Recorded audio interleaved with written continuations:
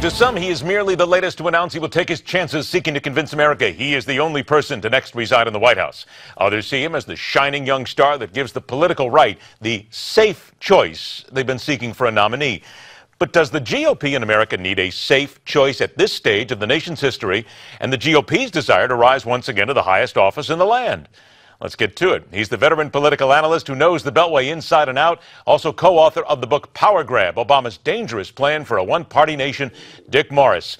Dick, let's talk about the latest to get involved in the Republican race. Scott Walker comes out, and it was interesting because within a very short time after his announcement, I saw a number of columnists saying he's safe, he's the nice guy, and there was that safe word again.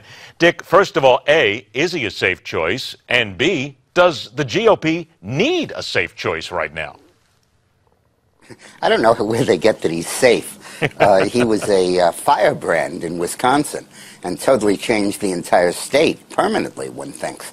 And he's the only candidate running who has incredibly impressive accomplishments, not just positions, but accomplishments. And that's very important. Put what he did in perspective, Ed.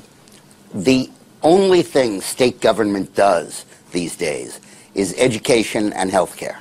And the federal government, particularly with the Medicaid expansion, took over health care. So now what they do is education. And yet the unions from below have undermined their control of education. And Walker took that away. He restored that power to the states. It's the most dramatic power shift since Al Shanker developed the teachers' union in the early 1960s. And Walker, standing alone in a blue state with a one-vote majority in his Senate and a one-vote majority on the court, accomplished that and then stood firm and fought back not only his own recall, but the state senator's recall and the judge's recall, and then it's on the re-election campaign. It's an extraordinary act of political leadership. It's unbelievable. Is part of it, though, here early in these stages? The defect that I think Walker has is that... No, go ahead. I'm sorry. Please continue.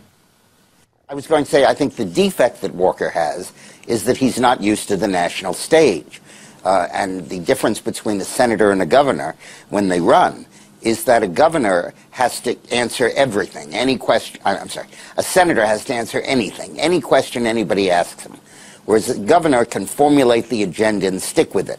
You know, as he was stepping over the bodies sitting in at the state capitol against his education agenda, nobody asked him about gay marriage, you know? But a senator gets asked about anything, anytime. And particularly as the Iran deal and other things move the focus more toward foreign policy, we need to see if Walker can keep abreast of that. What about this? And another interesting article here from Politico. And the title was, "The End of the 2016 Election is Closer Than You Think." And if you dig into it, what they're basically saying is if history is any guide, the outcome of next year's campaign will be determined well before the Republicans even select their nominee. Do you agree with that? No, because it depends so much on the nominee. I mean, obviously, there could be an economic fall-off or crash, and that could have an impact like it sure did in '08. But barring that kind of stuff, I think the important question is who is the nominee.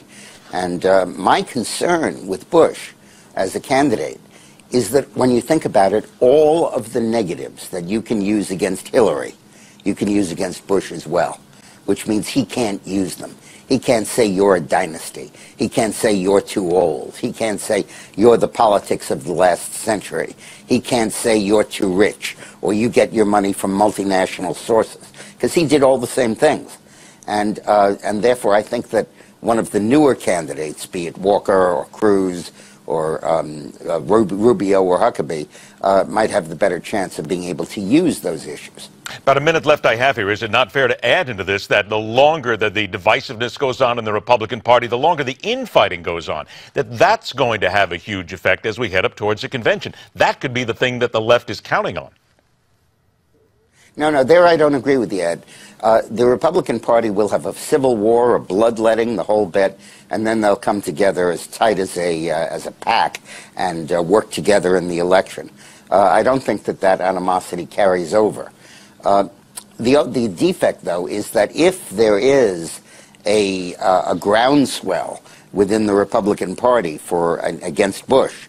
And then Bush pushes through his nomination anyway, using kind of steamroller tactics. That could backfire against Bush in the election.